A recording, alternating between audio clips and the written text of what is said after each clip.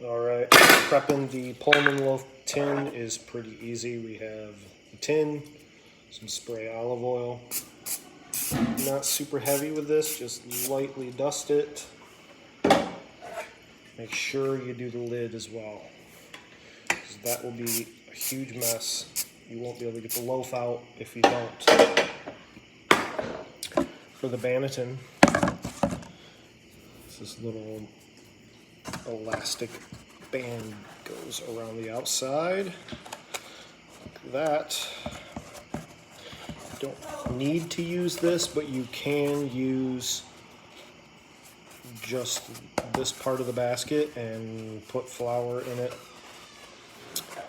I have done both ways.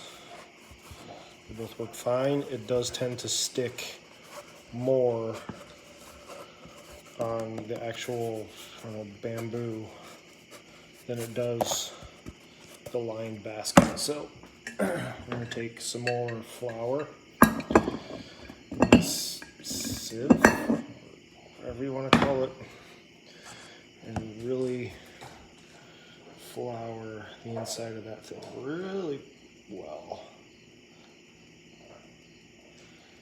Sticking to the inside of the basket is bad. So be pretty generous with the flour on the basket.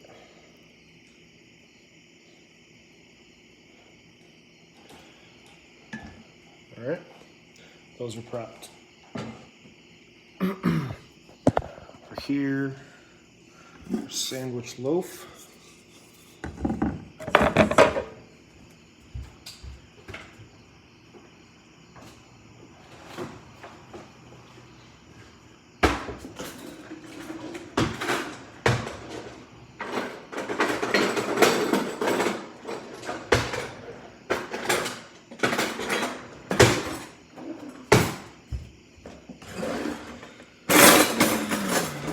Bench knife, it's disappeared, so we'll just do this.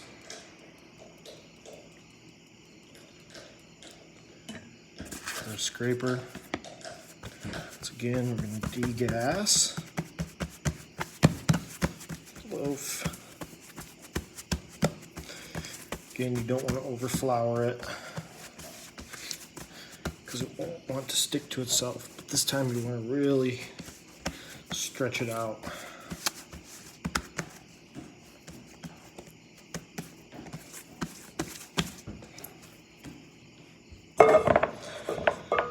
This time I'm going to do stretch it in one direction, fold it in half back on itself, stretch it the other direction, fold it the rest of the way in half, then take the sides, fold it in half, take the other side, stretch it, fold it back in half. Then take, flip it over, gather some of that flour that's on the bench, sprinkle a little bit more on the top so it's not so sticky. And then tuck in all of those corners. This one, you want to form a long rectangular shaped loaf out of it. You just want to build up some surface tension there with that one.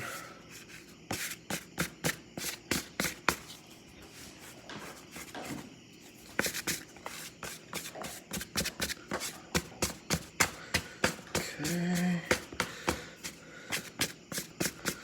that looks pretty good. This one is going to go seam side, which is underneath, down on the bottom of the Pullman. So just going to use our bench scraper, get a little bit more flour so it doesn't stick to anything. Go ahead, pick it up, set it seam side down in the Pullman tin. You can see it in there.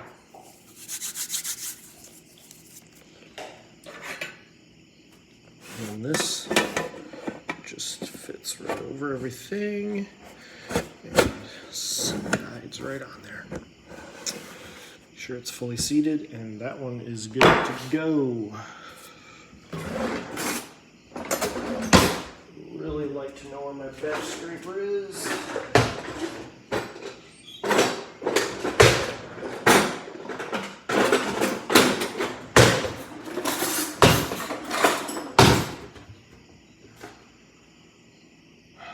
Not so much. Okay. Well,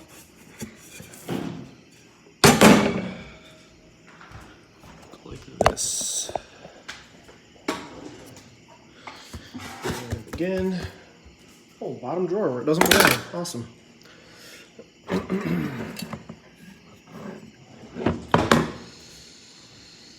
Flour. Go ahead and degas.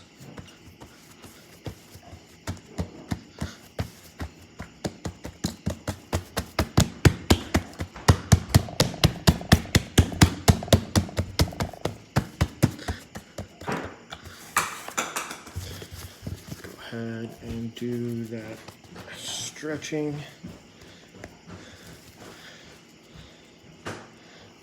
Crisscross motion again. One more time in the back and bring those forward. And this time we're going to really try to build up some surface tension. This loaf is very, very sticky. Not ideal.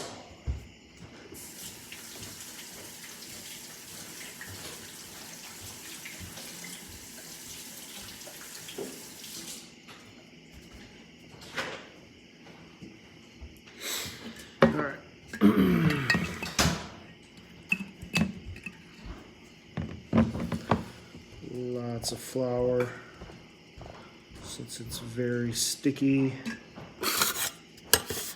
and we're just going to start pulling in the edges, and I like to turn it as we push underneath.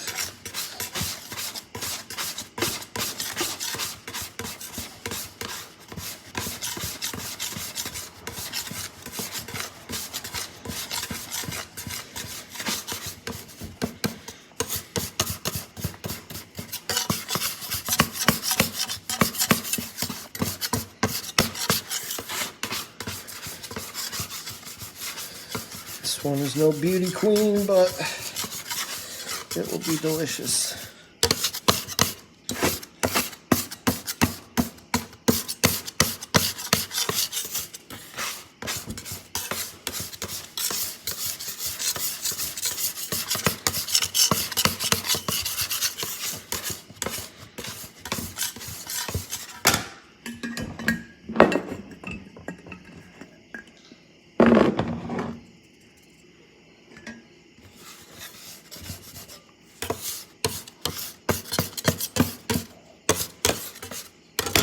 Good enough. This one, seam side goes up.